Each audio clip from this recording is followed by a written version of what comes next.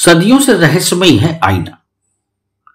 प्राचीन काल में जब आईने का आविष्कार नहीं हुआ था तो मनुष्य अपनी खुद की तस्वीर कैसे देखता होगा। चलिए आज हम आपको आईने के इतिहास से जुड़ी कई अद्भुत बातें बताते हैं। आईने के आविष्कार से पहले लोग अपनी तस्वीर देखने के लिए किसी ठहरे हुए पानी के गड्ढे या तालाब में अपना प्रतिबिंब देखा करते थे। इसके अलावा उनके पास और कोई जरिया नहीं था कि जिससे वह अपनी तस्वीर देख सके। बाद में जब आईने का आविष्कार हुआ तो इंसान को अपनी तस्वीर देखने में आसानी हुई, लेकिन आईने का यह सफर इतना आसान नहीं था। आज के समय में हम अपने घरों में जो आईना उपयोग में लाते हैं वो पहले ऐसा नहीं था। इसके स्थान पर पहले और भी ऐसी चीजों का इस्तेमाल होता था जिससे कि इंसान अपनी तस्वीर देख सकता था, लेकिन उन चीजों में बाद में सुधार करते करते आज के शीशे का आविष्कार हुआ।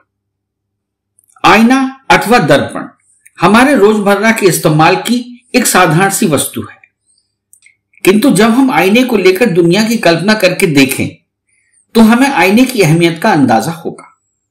जरा सोचिए, क्या होता यदि हम अपनी खुद की शक्ल भी नहीं देख पाते। दरअसल आईना संसार की सबसे रहस्यमयी वस्तु है।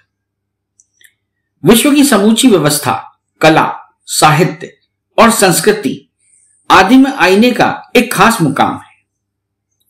साहित्य में चाहे अकबर महान की आईने अकबरी हो अथवा संस्कृत के प्रकांड पंडित विश्वनाथ की पुस्तक साहित्य दर्पण, हर जगह प्रतिबिंब का जीवन प्रतीक के रूप में आईने का ही जिक्र किया जाता है।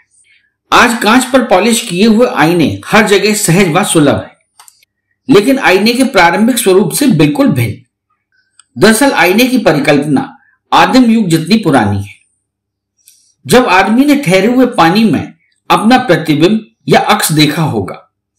मानव सभ्यता के विकास के क्रम में धातु युग के पड़ाव पर पहली बार आदमी ने पीतल पर पॉलिश करके उसे इतना चमकदार बनाने की कोशिश की कि उसमें अस्पष्ट प्रतिबिंब उतारना संभव हो सका।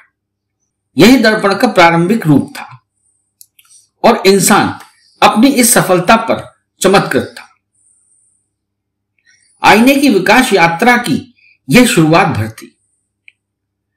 प्राचीन मिस्र के निवासियों ने इस क्षेत्र में गहरी दिलचस्पी ली। ईसा से कोई 2500 वर्ष पूर्व मिस्रवासियों ने सोने और चांदी को चमकदार आईने की शक्ल देने में कामयाबी हासिल की। वहां इन आईनों को सूर्य तथा माइसनीन देवता के प्रतीक के रूप में पूजा जाता था। ग्रीस के निवासियों ने तांबे और पीतल के चमकदार और कलात्मक आईनों का निर्माण कर इस श्रृंखला को आगे बढ़ाया। उस युग में आईना एक अत्यंत मूल्यवान वस्तु समझी जाती थी। अमीर व उच्च वर्गीय संपन्न लोग ही आईने का इस्तेमाल करते थे। चांदी, सोने और तांबे आदि धातुओं के निर्मित इन आईनों पर धार्मिक और पौराणिक कथाएं तथा चित्र उत्कीर्ण किए जाते थे। इन आईनों की सबसे बड़ी खराबी यह थी कि इनकी चमक जल्द ही धूमिल हो जाती थी और धातुएं काली पड़ जाती थी। इस कमी को दूर करने के लिए ईसा की दूसरी सदी में काले किए गए शीशे का इस्तेमाल किया गया, किंतु यह प्रयोग भी अधिक सफल नहीं हो सका। 15वीं शताब्दी में धातु के आईनों का लकड़ी के फ्रेमों में जड़कर कमरों में टांगने का चलन शुरू हुआ। इसे फलेडुर्स के नाम से जाना जाता था। यह सारे यूरोप में लोकप्रिय हुआ। वास्तव में दर्पण का वास्तविक स्वरूप कांच के आविष्कार के बाद सामने आया। 16वीं शताब्दी के उत्तरार्ध में वीनस शहर के लोगों ने सबसे पहले कांच पर पॉलिश कर आईना बनाने में सफलता हासिल की। उस समय वीनस के अलावा अन्य कोई देश कांच से आईना बनाने की कला नहीं जानता था। वीनस द्वारा ही अन्य देशों को आईने निर्यात किए जाते थे। वीनस के आईने की तब सारी दुनिया में धूम मची हुई थी। वीनस ने आईना बनाने के फॉर्मूले को बिल्कुल गोपनीय बनाए रखने के लिए इस हुनर के दक्ष लोगों को एक अलग टापू पर रख छोड़ा था, जहां उन्हें सभी प्रकार की सुख सुविधाएं उपलब्ध कराई गई थी। इस द्वीप पर किसी विदेशी के प्रवेश पर सख्त प्रतिबंध था। सिद्धस्थ कारीगर यहां दिन रात कांच पर एक विशेष मसाले की पॉलिश और लेप द्वारा दर्पण बनाने के कार्य में संलग्न रहते थे। टापू के बाहर जाने का प्रयास करने वाले के लिए मृत्युदंड का प्रावधान था। दर्पण निर्माण के क्षेत्र में एकाधिकार होने के कारण वीनस द्वारा अन्य देशों को आईना काफी ऊंचे दामों पर निर्यात किया जाता था। तत्कालीन विश्व में कई देश कांच से आईना बनाने का फॉर्मूला प्राप्त करने के प्रयास में थे। फ्रांस भी उन देशों में से एक था। उस समय फ्रांस का राजा सम्राट लुई चेहरूम था। उसका मंत्री कलबर इस दिशा में बहुत अधिक रुचि के साथ प्रयासरत था। कलबर ने वीनस के उस टापू पर गुप्त रूप से अपने जासूस भेजे और अपार धन संपदा का लालच देने के बावजूद फॉर्मूला हासिल करने में विफल रहे।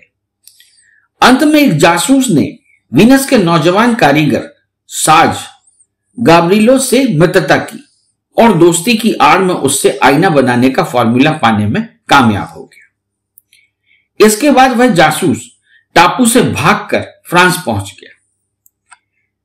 फ्रांस में जासूस द्वारा पहुंचाए गए फॉर्मूले के आधार पर कांच से आईना बनाने का काम काफी बड़े पैमाने पर होने लगा। धीरे धीरे फ्रांस ने इसका व्यावसायिक उत्पादन शुरू कर दिया। फ्रांस में आईने के लिए अनेक कारखाने खुल गए और आईने पर वीनस का एकाधिकार खत्म हो गया। फ्रांस के बाद आईना बनाने की यह कला विश्व के अन्य देशों में पहुंची। अब तो विश्व के तकरीबन हर एक देश में आईना बनाने के सैकड़ों कारखाने चल रहे हैं और आईना बनाने की तकनीक काफी समृद्ध हो चुकी है। आईने की एक से एक उम्दा किस्में बाजार में आ रही हैं तथा आईना उद्योग भारत में भी एक मुख्य उद्योग के रूप में स्थापित है। इस चैनल को लाइक और सब्सक्राइब करना ना भूलें। देखते रहिए बंजारा बीट्स।